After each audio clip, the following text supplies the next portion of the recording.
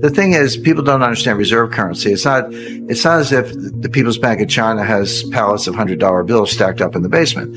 Reserve currency means a currency of denomination of securities. You have to actually consider the hidden agendas. Like, well, what's behind it and where are they going with it? And that's really where the urgency comes in. And it's basically an order that accelerates the U.S. movement towards a central bank digital currency, so-called CBDC. A central bank digital currency is not a new currency. So a central bank digital dollar is a dollar. A central bank digital euro is a euro, yen, so forth. So it's not a new currency.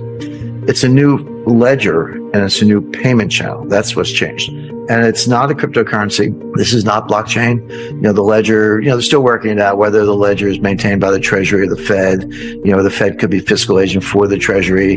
Those are important details, but they're still working those things out. But basically, it's a ledger-based system, 100% digital, encrypted message traffic, and it's a dollar. So what's not to like? And so the pitch for central bank digital currency, I'll refer to the dollar, but it's the same thing around the world.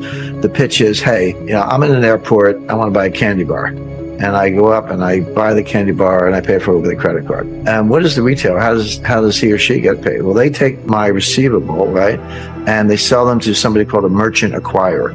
Merchant acquirers go out and they just scoop up, hundreds of millions of dollars worth of credit card receivables, and they pay the merchant. So I get the candy bar. They got paid by the merchant acquirer. What does the merchant acquirer do? They deliver them to MasterCard or Visa, and MasterCard or Visa pays them. What does MasterCard do? They ship them out to all the banks who issue the MasterCards, and the banks pay them. So from 1970 to 2010, so long stretch, 40 years, central banks were net sellers. It didn't mean everybody sold everything, but Switzerland's down 1,000 tons, U.S. was down 1,000 tons after losing, 8,000 tons, 11,000 tons between 1950 and 1970. It was down, down, down. 2010 was the year that central banks became net buyers. Now, it doesn't mean every central bank was buying gold. It does mean that they were selling a lot less and others were buying more. And some of the buyers are Mexico, Kazakhstan, Philippines, Vietnam. We know China's a big buyer. We don't know exactly how much. Russia was a big buyer. That is continuing. Now the new players, Iran's not transparent, but we know they're buying gold. Turkey is buying a lot of gold. Japan had a bunch of gold all along. They never told anybody about. Literally in 1 month, their reserves went from 600 tons to 900 tons. Well, the market. You can't buy 300 tons in a month, not one country in one order. But they had it all along, but they decided to reveal it, put it on their balance sheet. So Americans don't seem to like gold. I'm not sure Canadians feel much differently or others around the world, but central banks sure do, and I think that tells you something. 5 counterparties, 5 different exchanges of value, spreads all along the way. It's clunky, expensive, and the Fed says, hey, with a central bank digital currency, Jim will have an account at the Fed. Probably my bank, but same thing. A little QR code, boom, and the payment goes directly from A to B. It's like Venmo, right, with a few more zeros. So it's better, faster, cheaper. The Fed's not going to disintermediate the banks because they exist to prop up the banks. But now, something else has to happen at the same time. You got to get rid of cash. Because if people don't like central bank digital currencies, and I'll give you 20 reasons not to like them in a minute, but if that's your view, you just say, I'll pay cash. I'll hand the person, $5 bill. Give me some change. So you got to get rid of cash. And Ken Rogoff, a Harvard professor, and others have been working on that for a long time. But getting rid of cash and pushing out the central bank digital currency go hand in hand. So I always say, if you want to slaughter pigs, you got to get the pigs in a chute and line them up and get them into the slaughterhouse. So you can't let them run around because they'll run away. If you want to slaughter sabers, you got to get them into this digital chute, into the digital slaughterhouse. But they're working on that. So now, where are we? We're in a world where there is no more cash.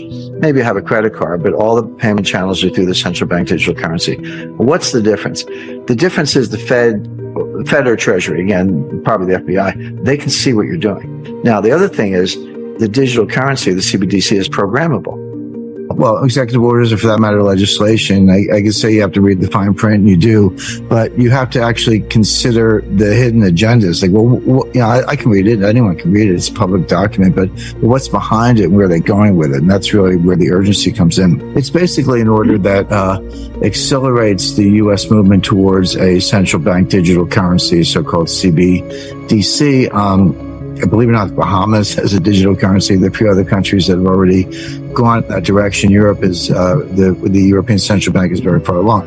The U.S. and the Federal Reserve, because they print the currency, but all of a sudden they accelerated it. And they said, we got to move fast on this. We got to catch up. And that's what 14067 was about. It took 30 years for sterling to be run off the road. It started in 1914 and with World War I, was completed in 1944 with Bretton Woods. So that the dollar did displace sterling, but it took 30 years. The thing is, people don't understand reserve currency. It's not as if the People's Bank of China has pallets of $100 bills stacked up in the basement. Reserve currency means a currency of denomination of securities. So what China does have are treasury bills and treasury notes. So the key to being a reserve currency is not the currency, it's the bond market. Do you have a large, safe, liquid bond market? And if you do, then people will buy those bonds. What else are they going to do with the money? But that's much harder to replicate. The American Silver Eagle 1 ounce worth about $20. The quarter ounce gold eagle worth about $500. Those are really practical forms of what we call in Philadelphia walking around money. I mean, you can actually spend those. Yeah, you can walk around with it and you can buy stuff.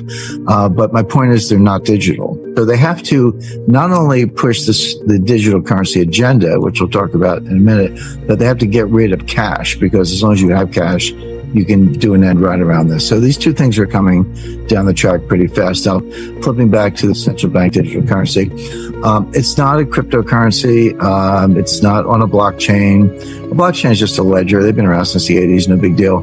But this ledger will be maintained by somebody, probably the Federal Reserve, but there could be a new government agency doing it.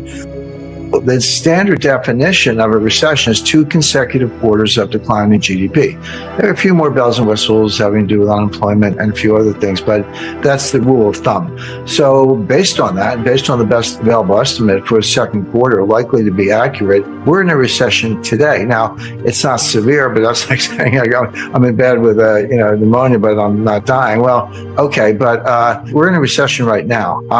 And there's a lot of whistling past the graveyard. I mean, the stock market is still greatly overpriced. There's still the buy the dips mentality hasn't gone away. It's still there. You got people like Jim Cramer yelling, buy Netflix or whatever. And there's institutional support. There's momentum trading. Of course, 95% of the trading is by robots. So you got to reverse engineer the 27-year-olds from Bangladesh who don't get out much. They're the ones really writing these algorithms. Brilliant engineers, but you'd have to show them around Wall Street. So all that's going on. So we haven't really seen the market collapse, stock market collapse that I would expect in association with a severe recession has not happened yet. This is just going to play out. It'll get worse as the year goes on. Well, first of all, just a little bit of background on central bank digital currencies. It's still the dollar, so a digital dollar is still a dollar. A digital Chinese yuan is still a yuan. A digital euro is still a euro. So it's not a new currency, but it is a new payment channel, and it is a new form of the currency, if you want to think of it that way, even though it's still the dollar, the central bank digital currency, what the hidden agenda is behind that. But as I go through the list of really bad things that can happen, you say, well, okay, but I still got cash. I can go down to the bank and get a $10,000 or $100,000 in cash. By the way, that's not easy to do. So they have to not only push the digital currency agenda, which we'll talk about in a minute, but they have to get rid of cash, because as long as you have cash, you can do an end run around this. So these two things are coming down the track pretty fast. Now, the dollar as a reserve currency will not be deposed overnight, but as a payment currency, there's a difference between a reserve currency and a payment currency. Right. Anything can be a payment currency. If I want to pay you with baseball cards and bottle caps and you're okay with that, then it's a currency. So when we see the BRICS Plus, the Shanghai Cooperation Organization, OPEC Plus, China individually, all these countries are the Eurasian European Economic Union, which is Putin's answer to the EU. All of these organizations are working on new payment systems right now, and they're going to start to roll them out this year and later. So that's going to be a radical change in how we pay for things.